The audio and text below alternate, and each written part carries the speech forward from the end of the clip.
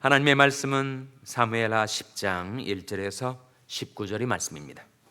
그의 암몬 자손이 왕이 죽고 그 아들 하눈이 대신하여 왕이 되니 다윗이 가로되 내가 나하스의 아들 하눈에게 은총을 베풀되 그 아비가 내게 은총을 베푼 것 같이 하리라 하고 그 신복들을 명하여 그 아비 죽은 것을 조상하라 하니라. 다윗의 신복들이 암몬 자손의 땅에 이르매 암몬 자손의 방백들이 그 주 하눈에게 고하되 왕은 다윗이 조객을 보낸 것이 왕의 부친을 공경함인 줄로 여기시나이까? 다윗이 그 신복을 보내어 이 성을 엿보고 탐지하여 함락시키고자 함이 아니니까? 이에 하느니 다윗의 신복들을 잡아 그 수염을 절반을 깎고 그 의복의 중동 볼기까지 하라고 돌려보내매 혹이 이 일을 다윗에게 고하니라. 그 사람들이 크게 부끄러워하므로 왕이 저희를 맞으러 보내어 이르기를 너는 수염이 자라기까지 여리고에서 머물다가 돌아오라 하니라. 암몬 자손이 자기가 다윗에게 미움이 된 줄 알고 사람을 보내어 베롭 아람 사람과 소바 아람 사람의 보병 2만과 마가 왕과 그 사람 1천과 돕 사람 1만 2천을 고용한지라. 다윗이 듣고 요압과 용사의 온 무리를 보내매 암몬 자손은 나와서 성문 어귀에 진을 쳤고 소바와 르옵 아람 사람과 돕과 마가 사람들은 따로 들에 있더라. 요압이 앞뒤에 친 적진을 보고 이스라엘의 뺀 자 중에서 또 빼서 아람 사람을 대하여 진치고 그 남은 무리는 그 아비새의 수하에 붙여 암몬 자손을 대하여 진치게 하고 가로되 만일 아람 사람이 나보다 강하면 네가 나를 돕고 만일 암몬 사람이 너보다 강하면 내가 가서 너를 도우리라. 너는 담대하라. 우리가 우리 백성과 우리 하나님의 성읍들을 위하여 담대히 하자. 여호와께서 선히 여기시는 대로 행하시기를 원하노라 하고 요압과 그 종자가 아람 사람을 향하여 싸우려고 나아가니 저희가 그 앞에서 도망하고 암몬 자손은 아람 사람이 도망함을 보고 저희도 아비새 앞에서 도망하여 이 성으로 들어간지라. 요압이 암몬 자손을 따라 예루살렘으로 돌아오니라. 아람 사람이 자기가 이스라엘 앞에서 패하심을 보고 다 모임에 하닷 에셀이 사람을 보내어 강 건너편에 있는 아람 사람을 불러내매 저희가 헬람에 이르니 하닷 에셀이 군대 장관 소박이 저희를 거느린지라.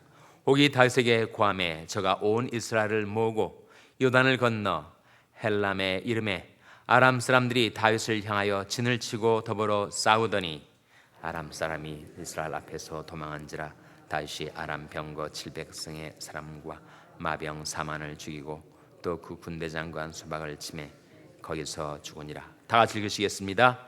하닷 에셀에게 속한 왕들이 자기가 이스라엘 앞에서 패함을 보고 이스라엘과 화친하고 섬기니 이러므로 아람 사람들이 두려워하여 다시는 암몬 자손을 돕지 아니하니라. 아멘. 할렐루야. 서로의 평강이 복을 기원하는 마음으로 샬롬 인사 나누시기 바랍니다. 샬롬. 샬롬. 오늘도 금요 새벽 기도에 잘 나오셨습니다. 우리 EM과 교회학교의 금요 모임이 오늘까지 없고 다음 주부터 재개가 되겠습니다. 오늘 본 말씀은 이스라엘 한 나라를 두고 암몬 나라와 아람 나라 두 나라가 협공을 해서 전쟁이 일어나게 되었고 그 결과는 많은 사람들이 죽음을 당하고 그러나 결국은 이스라엘이 승리를 거두게 되는 이야기를 우리에게 보여주고 있습니다. 그 전쟁의 발단은 어떠했는가? 전쟁의 발단은 오해에서 나오는 것입니다. 암몬 자손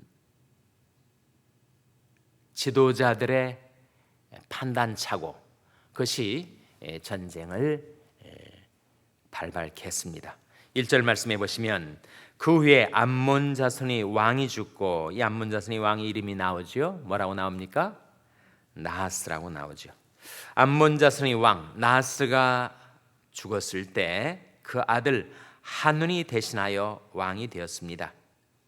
근데 다윗이 가로되 내가 나하스의 아들 하눈에게, 즉 선친 나하스가 죽었을 때 아들 한운이 암몬의 왕이 되었는데 다윗이 내가 한운에게 은총을 베풀어야 되겠다 그렇게 생각을 한 겁니다.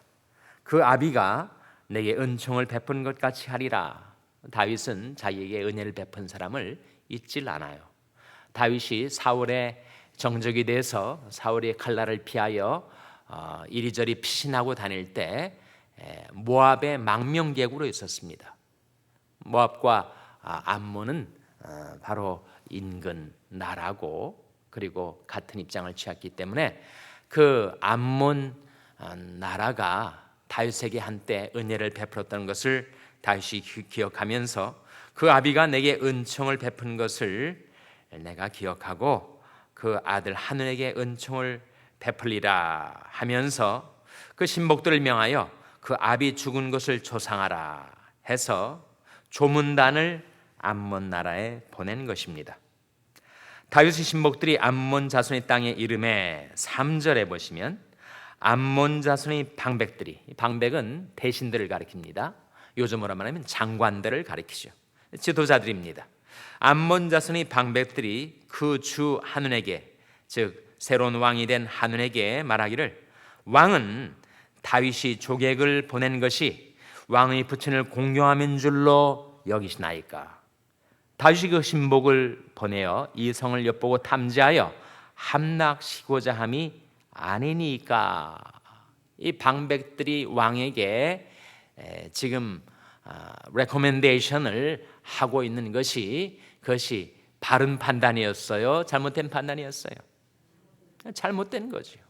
전혀 그것이 아니었는데 이들이 오해하고 곡해하고 악의적으로 해석을 해서 다윗이 조문단을 보낸 것은 정말 당신 아버지 나스를 공경해서 그런 동기로 그런 선한 뜻으로 보낸 것이 아니고 스파이들로 그들을 삼아가지고 이 암몬 나라를 다 정탐하고 그리고 나중에 공격해서 이 나라를 함락시키고자 하는 그런 악랄한 의도를 가지고 있다라고 악의적으로 오판을 하는 겁니다. 그래서 결국은 전쟁이 일어나게 되는데 전쟁도 다윗이 일으킨 것이 아니라 암몬 자손이, 암몬 족속이, 즉 암몬 나라가 북방에 있던 아람 나라를 고용을 합니다. 8절에 보시면 암몬 자손이 자기가 다윗에게 미움이 된 줄 알고 사람을 보내어 벳 르홉 아람 사람과 소바 아람 사람이 보병 2만과 마가 왕과 그 사람 1천과 돕 사람 1만 2천을, 그러니까 2만 플러스 1천 플러스 1만 2천, 그 많은 수만 명의 사람들을 고용을 하는 거예요.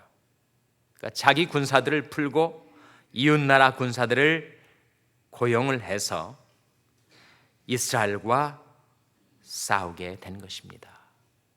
이스라엘은 요압이라는 출중한 군대 장관이 있어서 그 동생 아비새와 함께 요압은 아람과 상대하고 아비새는 암몬과 상대를 해서 그 머스너리, 돈 주고 사온 군사들이 무슨 싸울 용기가 있겠어요. 그래서 먼저 요압이 아람을 무찌릅니다. 아람이 패배를 당한 것을 보고 암몬도 혼비백산.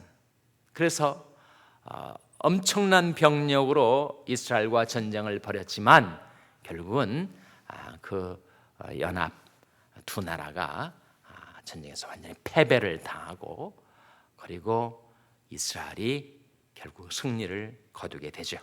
19절 말씀 같이 읽겠습니다. 19절 말씀 시작. 하닷 에셀에게 속한 왕들이 자기가 이스라엘 앞에서 패함을 보고 이스라엘과 화친하고 섬기니 이러므로 아람 사람들이 두려워하여 다시는 암몬 자손을 돕지 아니하니라. 그래서 이스라엘의 승리로 인해서 아람 사람들이 암몬 사람을 더 이상 돕는 일이 생기질 않고 이스라엘이 평화를 누리게 되었다 하는 것이 오늘 본 말씀에 나와 있습니다. 오늘날 현대의 문제는 현대 문제의 80% 내지 90%는 지도자들의 문제라고 합니다. 그리고 지도자들의 문제는 그 지도자들을 뽑은 백성들의 문제라고 하지요. 지금 한국과 일본 사이에 무역 분쟁이 전면적으로 확산되고 있습니다. 문제의 발단은 물론 더 거슬러 올라가면 일본의 한국의 식민 통치가 문제의 근본이 되겠습니다만, 한일 청구권 문제가 1960년대에 해결이 되고 나서 개인 청구권은 아직 살아있다라고 하는 것이 한국 대법원의 판결이었어요. 그러니까 일본으로서는 계속해서 이 문제가 국제적인 분쟁으로 부상하고 자기들은 완전히 해결됐다고 하는 문제를 한국 대법원이 또 판결로서 뒤집어 엎으니까 아베와 일본 지도자들이 단단히 화가 난 겁니다. 그래서 일본에서 한국으로 수출하는 반도체 희귀 소재들을 다 규제로 묶어버렸어요. 한 수천억 정도의 금액이라고 합니다. 그런데 그것이 이제 한국 반도체 산업을 엄청난 타격을 주어서 수백조에 해당되는 엄청난 재산 규모의 타격을 입힐 수 있는 수출 규제 조치가 일본에서 발동이 되는 거예요. 그래서 이 문제를 어떻게 풀어갈 것인가, 정말 문재인 대통령이 대국적인 결단을 내려서 비록 대법원에서 판결이 났지만 우선 자체적으로 국내적으로 해결을 하고 일본과는 외교적으로 이 문제를 풀어갈 수 있으면 좋으련만, 그렇게 되지 않고 이제는 반일전, 백성들이 반일 감정이 또 일어나가지고 일본 관광도 안 하겠다, 일본 제품 불매 운동을 벌이겠다, 그래가지고 날로 확산 일로가 되고 있어요.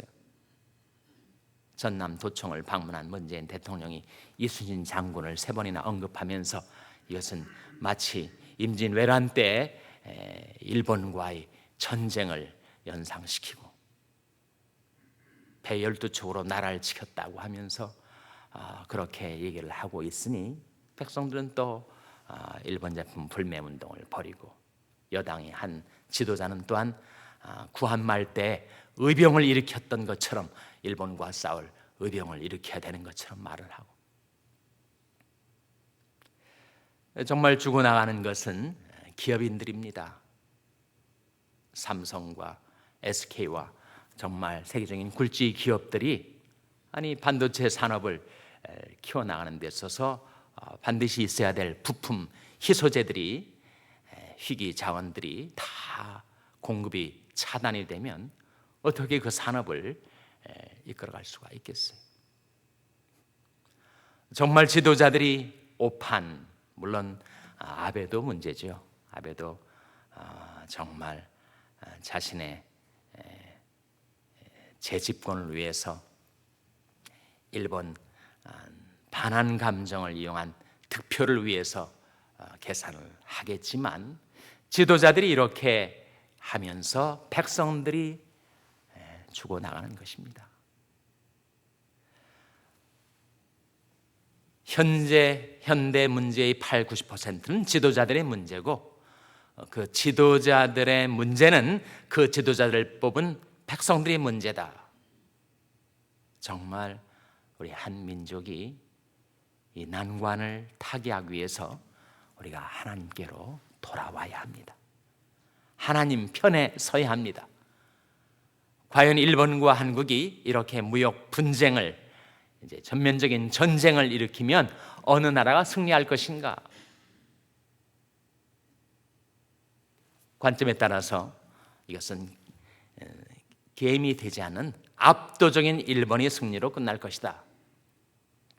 그렇게 보는 사람들이 있고, 또 어떤 사람은 이제는 한국의 경제력도 만만치 않아서 이것이 쉽게 일본의 압승으로 끝나지는 않을 것이다 라고 예측하는 사람도 있지만, 여러분, 그 전쟁의 승리가 어떻게 귀결되든 간에 그 가운데서 얼마나 많은 손실이 나라의 경제 그리고 백성들의 삶에 미쳐오게 되겠어요. 만군의 여호와께서 우리와 함께 계시니 여호와 하나님은 우리의 피난처시로다. 우리는 하나님께로 피해서 나라의 지도자들 위해서 기도하고, 그리고 미국과 한국의 문제, 남한과 북한의 문제, 미국과 북한의 문제, 또 주변에 러시아와 중국과 같은 강대국들 사이에서 하나님께서 우리 민족을 구원해달라고, 인도해달라고, 지도자들이 오판하지 않고 오해하지 않고 슬기롭게 지혜롭게 이 문제들을 해결해 나갈 수 있도록 우리가 기도로 도와야 하죠. 내 이름을 일컫는 내 백성이 그 악한 길에서 떠나 스스로 겸비하고 기도하여 내 얼굴을 구하면 내가 하늘에서 듣고 그 죄를 사하며 그 땅을 고칠지라.